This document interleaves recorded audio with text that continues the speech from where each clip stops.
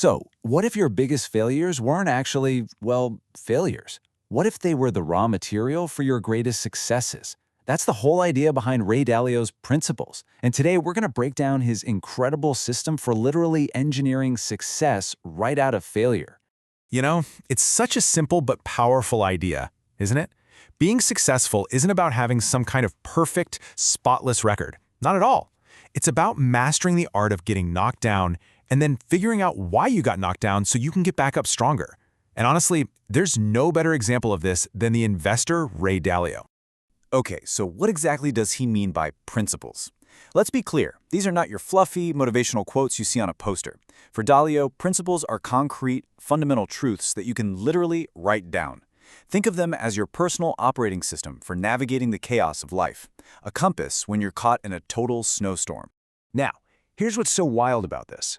Dalio's entire system, the one that helped him build the world's largest hedge fund, wasn't born from a string of amazing wins.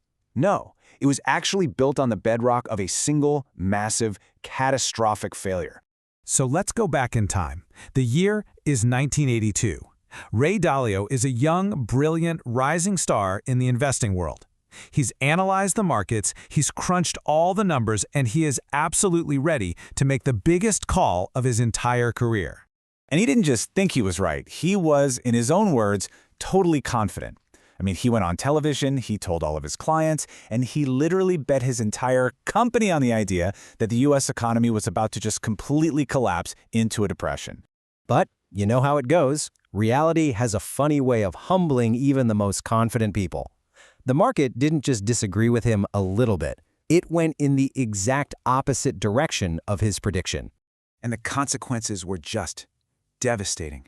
The stock market kicked off one of the longest, most powerful bull runs in history. His company, Bridgewater, basically evaporated. It went from a thriving business to just one single employee, him. He was so broke, he had to go to his own father for a loan just to pay the family bills. And that loan, it was for $4,000. Just think about that for a second. The man who would one day manage billions of dollars had to borrow $4,000 from his dad. This was his absolute rock bottom. But here's the thing, being so publicly and painfully wrong, that led to the single most important moment of his entire life. It wasn't the failure that mattered, it was what he did next that changed everything. And this right here, this is the core of it all. This simple formula became the engine for his entire philosophy. He realized that the immense pain you feel from failure, it isn't just something you have to suffer through, it's a signal. It's like a bright, flashing neon sign telling you there's something incredibly important to learn, right here, right now. Because pain, when you actually stop and reflect on it, is the fuel for all real progress. You see, this shift in perspective is everything. Instead of running away from the pain of his mistake, he leaned into it. He started treating it like a puzzle. Okay, what did I miss? Why was I so arrogant? Why was I so sure I was right? That pain became the trigger for learning, not a reason to just give up. So, from this huge revelation, he started building a system. He didn't want to just learn one lesson from one failure. He wanted to create a repeatable process, a machine for learning from every single mistake forever. Which, of course, brings us to the big question for all of us, right? How do you actually do that? How do you take a messy, painful failure and systematically turn it into a clear, upward loop of progress? Well, he boiled it down into this incredibly powerful 5-step process. Step 1, have clear goals. You got to know exactly what you're running after. Then step 2, identify the problems that are getting in your way, and you can't just ignore them. Now, step 3 is absolutely crucial. Diagnose their root causes. Don't just put a Band-Aid on a symptom. You have to find the real disease. Once you've got the diagnosis, you move to step 4, design a plan to get around that problem. And finally, step 5, you execute. You just push through and do what needs to be done. And then the whole loop starts over, taking you to a higher and higher level each time. It all sounds great, right? But there's a catch. This whole 5-step machine has one critical point of failure, and it's the same for every single one of us: our own ego.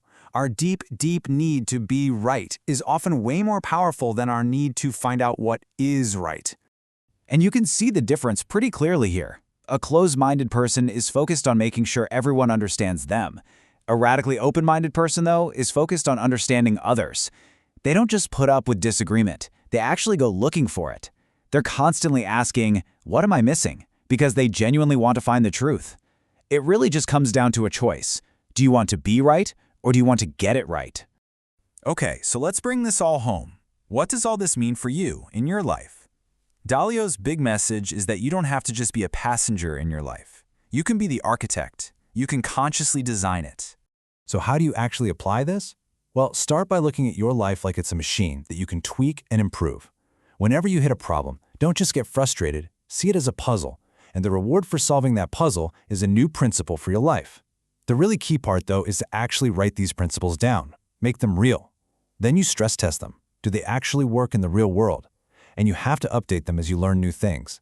You're not just living, you're actively building your own personal operating system for success. And that really just leaves us with this one final thought to chew on. Whether you realize it or not, your life is already being guided by a set of principles. The only question is, are they the ones you've consciously chosen and designed for yourself, or are you just running on a default program you inherited somewhere along the way? That choice, well, it's all yours.